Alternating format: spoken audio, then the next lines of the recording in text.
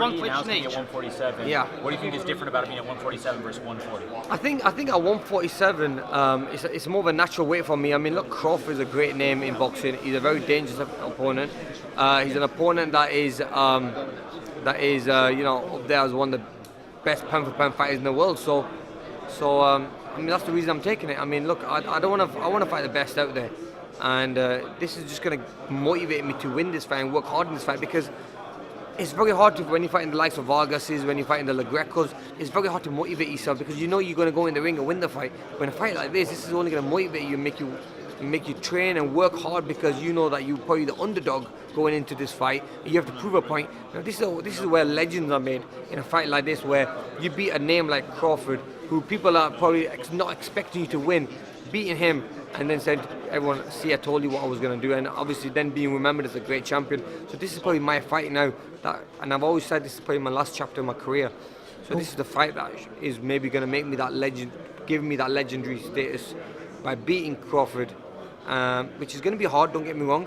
No fight is easy, but the motivation is going to give me knowing that he's a tough fighter and he's a big name, and he's been avoided by a lot of big names in the world, being from the Spencers and the Garcias. They probably called everyone out there, no one wanted to fight him.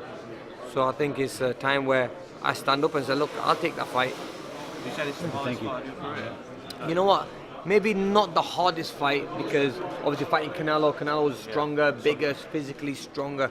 But I just feel that it's probably one of the, in the 147-pound division, it'll probably be the hardest fight for me. In the 147-pound division, I'm unbeaten. Got some great fights in this division. It's my natural weight, what I'm happy making. So yeah, man, I think it's the ideal weight. And do you have a response to fans that say you're ducking Brook for someone that's pretty much pound better? Yeah, I mean, look, I don't know how people could say that I'm ducking Brook when I'm fighting someone who's a lot tougher, a lot harder, and it's for a little bit less money than I would have probably made against Brook. So, and it's not what Eddie said. Eddie said it's half. I would have got paid twice as much. Nowhere near double. I was having an argument with someone, and I said, "There's no way." I'll clarify that for you. It's nowhere near. It's only by So, I find it disrespectful when people in a stage like this against a fighter like Crawford, if someone, when there were questions earlier from certain journalists that talking about Kell Brook and even mentioning his name when you're on a stage. Yeah, I mean, look, end of the day, I think it is quite disrespectful. But to be honest with you, the Kell Brook fight, is it going to happen? I don't know. I mean, end of the day, it's all that talking he's doing. He's talking himself out of the fight.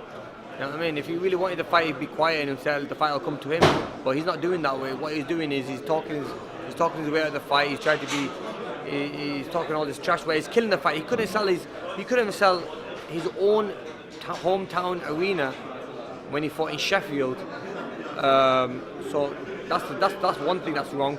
And then secondly, if I was to fight him in Wembley, I think I have to sell the fight on my own back. That's a lot more pressure on me. So I'm thinking, what is the gain? What's the gain on that? Is it? I mean, how do we know it's going to hit X amount of pay-per-views? You know what I mean? So, I mean, who knows? I mean, look, it might be that boat might have sailed. You just don't know. So I don't wanna risk that and say, oh, but when this fight comes, this is for a world title, it's against one of the best pound-for-pound fighters in the world. So I thought, you know what, why not take that fight? Final question. Yes, you're against Southpaws 100%. Yeah. And I believe so, decorated amateur. Is that why one of the main reasons you see yourself winning the fight?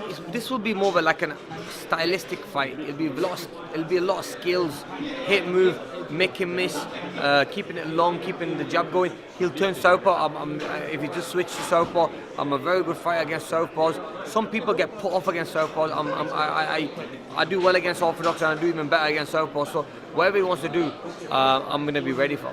I mean, one of your old fights that you fought against Canelo, we could now appreciate it now a little bit more because you have boxed him. Because we also against No, I don't Rocky. think he has the power that Canelo has. Rocky against Canelo. Oh, Rocky Fielding, sorry, yeah. You did way much better. I did a lot more better, exactly. So people understand that. Look, end of the day, and he's physically a bigger guy than me. But Rocky was the bigger guy in that fight. But look, it is what it is. You know what I mean? Finish, gents. That's enough. Good luck. Thanks, guys.